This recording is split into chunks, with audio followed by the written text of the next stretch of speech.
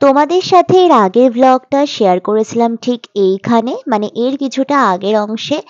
আসলে আমাদের এখনো কেক কাটা হয়নি, তোমরা এর আগের ব্লগেই দেখেছিলে। এটা হলো পিকলুর বার্থডের পার্ট 2। আসলে আমি তোমাদেরকে বলেই নিয়েছিলাম ব্লগটা বেশি বড় হয়ে গেলে আমি সেটা দুটো ভাগে ভাগ করে দেব। এখন আমরা এখানে বসে ওদের জন্য অপেক্ষা করছি। ওরা যে সেই ওয়াশরুমে গেছে এখনো আসার নাম নেই। আমরা তিনজন বসেই গল্প করছি। এখানে তো আমি আকাশ পাতাল অনেক কথা বলছিলাম। এখানে আমি বলছিলাম রেস্টুরেন্টের অ্যাম্বিয়েন্সটা বেশ ভালো। তারপরে আমার ঠান্ডা লেগেছে। এই সব কিছু নিয়েই কথা হচ্ছিল। সাথে আমাদের তিনজনের গল্প বেশ জমে উঠেছিল। কারণ যেহেতু ওরা নেই তাই আমরা কি করব নিজেরা নিজেদের মধ্যে গল্প করছিলাম।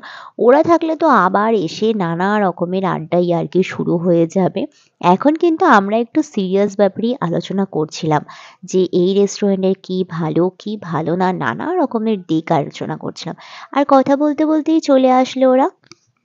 ওরা তিনজন চলে এসেছে মানে এবার আমরা কেক কাটবো। কেক কাটার জন্য এখন প্রিপারেশন নিয়ে নিয়েছি। এইবারে এখন পিকলু এখানে কেকের ফটো তুলে নিচ্ছে। তাছাড়া আমরা সবাই ভিডিও করছিলাম। আর পিকলু এখানে নিশিকে বলছিল যে ওরা দুজনে একসাথেই কেকটা কেটে নেবে। তাই এটা আমাদেরও বেশ ভালো লাগছিল। সবকিছু মিলিয়ে একেবারে কেক কাটার সময়টা জমে গেছিল। ওরা দুজন ভীষণ হাসি খুশি ছিল, এটা দেখে আমাদেরও খুব ভালো লাগছিল। তারপরে এই তো সুন্দর করে কেকটা কেটে ফেললো। আর আমাদের মধ্যে যারই বার্থডে সেলিব্রেট হোক না কেন সবসময় এই কেকটাকে কাটার দায়িত্ব নিশিরই পড়ে। মানে আমাদের যেন একটা ধারণাই হয়ে গিয়েছে যে নিশিই সবথেকে ভালো কেকটা কাটতে পারবে। এখন নিশি প্রথমে এখান থেকে একটু কেক তুলে ওকে খাইয়ে দিল। আর পিকলু পিকলু করতে করতে তোমাদেরকে তো ওর আসল নামটাই বলিনি।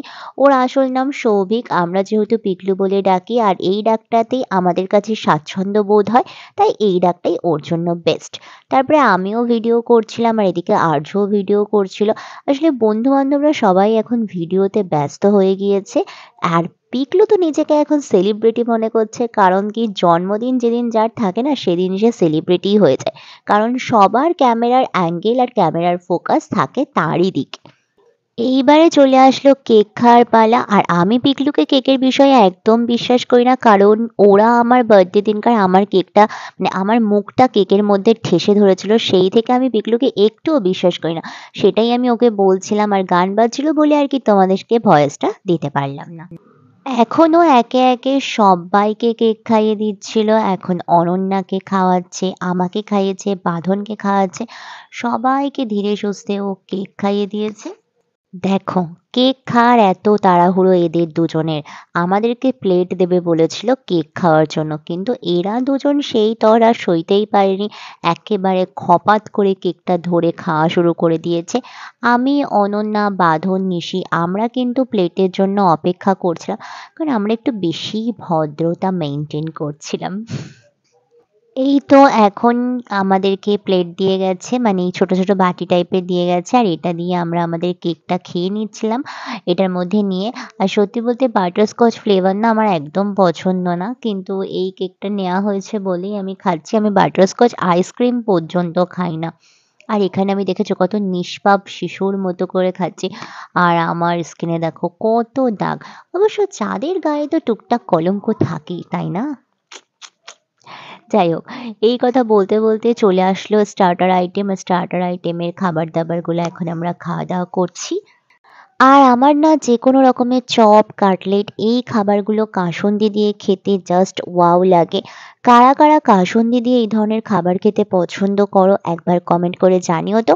আমার তো ভীষণ ভালো লাগে। আর এখন হলো একটা ভেজিটেবল পকোড়া ছিল, সেই পকোড়াটাতে এক কামড় দিতেই দেখলাম এটা পুরোটাই ভেজিটেবল, খুব একটা টেস্ট ছিল না। আর আমি যেহেতু ফিশ খাই না, কিন্তু এখানে ফিশ ফিঙ্গারটা ছিল আর এটার মধ্যে নামেই ফিশ ফিঙ্গার।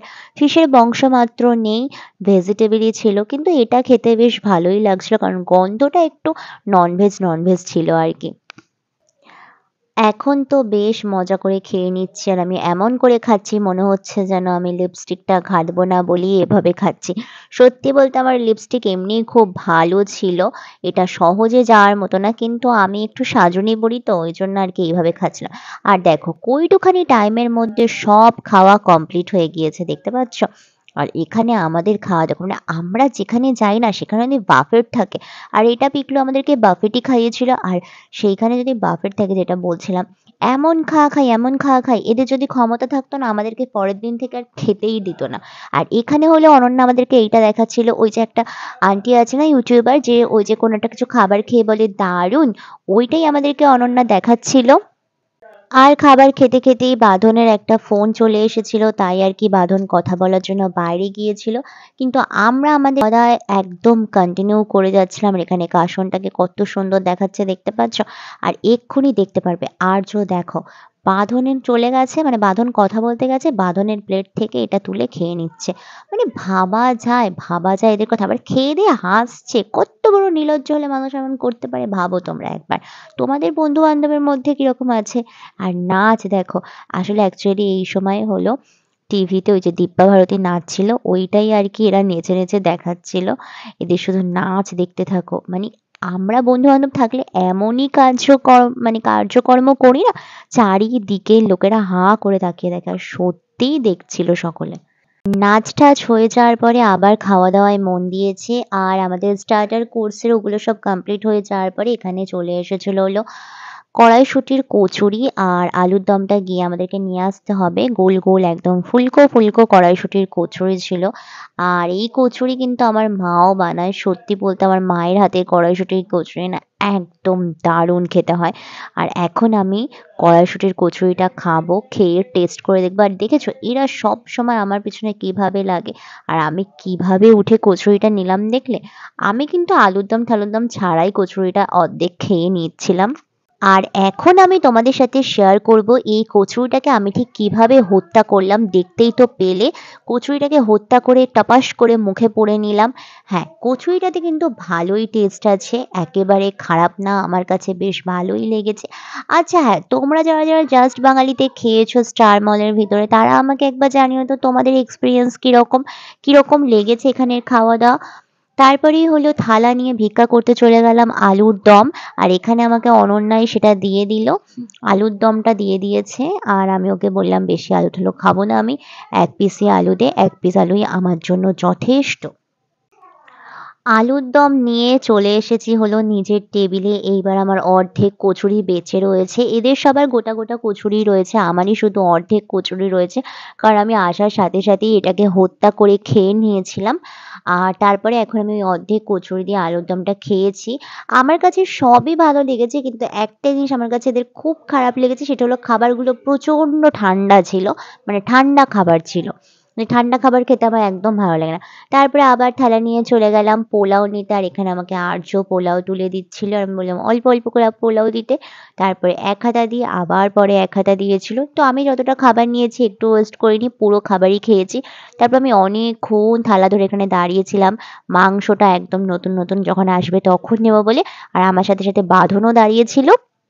তারপরে হলো এখানে এই দাদা এর মধ্যে মাংসটা ঢেলে দিল। একদম অল্প পরিমাণে ঢালছিল বলে আসলে এদের জায়গাটাও অল্প ছিল। এইজন্যই মানে তাড়াতাড়ি করে শেষ হয়ে যাচ্ছিল। তারপরে বাঁধন আমার প্লেটেও মাংস দিয়ে দিল, নিজের প্লেটেও মাংস নিয়ে নিল। চলো খাবার নেওয়া হয়ে গিয়েছে, এবার টেবিলের দিকে যাওয়া যাক। সোজা এখন টেবিলের দিকে চলে যাব। আমি এখানে ৩ পিস বোধহয় চিকেন নিয়েছিলাম, ঠিক এক্স্যাক্টলি এখন মনে পড়ছে না। সাথে পোলাও নিয়েছিলাম। আর এখানে ১ম এ বসে আর্য খাচ্ছিল, আমি ওকে তুলে দিয়ে বললাম, "সর আমি বসবো।" তাই ও সরে গেল। এইবার আমি এখানে তোমাদেরকে দেখিয়ে দিচ্ছি যে হ্যাঁ, আমি এই ১ পিস নিয়েছিলাম আর এই ১ পিস নিয়েছিলাম। হ্যাঁ, প্রতিটা খাবারই প্রচণ্ড ঠান্ডা ছিল, এটাই আমার ভালো লাগেনি। আর এছাড়া আমার সবই মোটামুটি ভালোই লেগেছে, খারাপ বলব না। ওদের খাবারের টেস্টও বেশ ভালো ছিল। আর সত্যি বলতে পিকলু আজকে আমাদের ট্রিটটা দিয়ে তো একদম পেট ভরিয়ে দিয়েছিল। মানে এটা বাফেট ছিল বলেই সবাই বোধহয় পরিমাণের থেকে বেশি খেয়ে নিয়েছিলাম আমরা, মানে প্রচুর খেয়েছিলাম। সত্যি বলতেই প্রচুর খেয়েছি আমরা সকলে। এখন হলো সবাই মিলে চলছে হলো মানে একদম জমিয়ে খাওয়া-দাওয়া। এখানে আমাকে অনন্যা বলছিল আমি লেগ পিস নেবো কিনা, কিন্তু আমার পেটে একটুও জায়গা ছিল না। সবার লাস্টে চলে এসেছিল হলো আইসক্রিম। আইসক্রিমটাও আমি পরিমাণে অল্পই খাবো, কারণ আমার পেটে এত জায়গা নেই আইসক্রিমটা খাওয়ার মতো। কারণ আজকে আমি আর বন্ধু-বান্ধবের সাথে থাকলে না একটু বেশিই যেন খাওয়া হয়ে যায়। তুমি দেখবে ছোটবেলা থেকে আমরা একটা জিনিস শুনে অভ্যস্ত আর এটা আমি বিশ্বাসও করি। যখন তুমি বাড়িতে একা খাবে সেটা যেমন তেমন। আর যদি তুমি বন্ধু-বান্ধবের সাথে বা অনেক লোকের সাথে বসে কোথাও ডাল ভাতও খাও না তাহলে দেখবে তোমার পরিমাণে বেশি খাওয়া হয়ে যাবে। তো আমারও সেমই হয়েছে। আমাদের সকলেরই সেম হয়েছে। বেশ ভালোই খাওয়া-দাওয়া হয়েছে। আর এখন হলো এখানে আইসক্রিমটা খেয়ে একটু গলাটা ঠান্ডা করে নিলাম। এমনি আমার ঠান্ডা লেগেছে তার মধ্যে আবার ঠান্ডা করে নিলাম। এখন হলো খাওয়া-দাওয়া যেহেতু হয়ে গিয়েছে এখন আমরা বেরিয়ে যাব এখান থেকে। এখন আমরা সবাই মিলে বাড়ির দিকে যাব, তার আগে আমরা এখন এখান থেকে বেরোবো।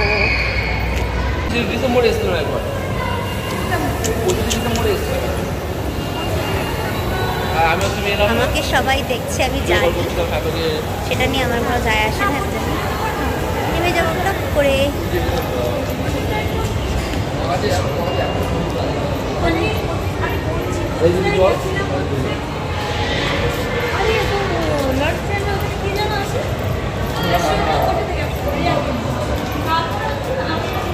উঠলাম। সত্যি বলতে আজকে অনেক দিন বাদে সব বন্ধুরা একসাথে হয়ে ওর বার্থডে সেলিব্রেশন থেকে সবকিছু দিয়ে আজকে সন্ধ্যাটা না ভীষণ ভালো কাটলো। অনেক দিন পরে আমরা সবাই একসাথে এতটা ভালো একটা টাইম কাটালাম। চলো তাহলে আজকের ব্লগটা এখানেই শেষ করছি। ভিডিওটা ভালো লাগলে প্লিজ একটা লাইক করো, আমার চ্যানেলটাকে অবশ্যই করে সাবস্ক্রাইব করো। দেখা হবে পরের কোনো ভিডিওতে। ততক্ষণ সুস্থ থেকো, সাবধানে থেকো, ভালো থেকো। তো চলো আজকের মতো টাটা। আর হ্যাঁ, আমায় কেমন লাগছিল আজকে সেটাও কিন্তু জানিও।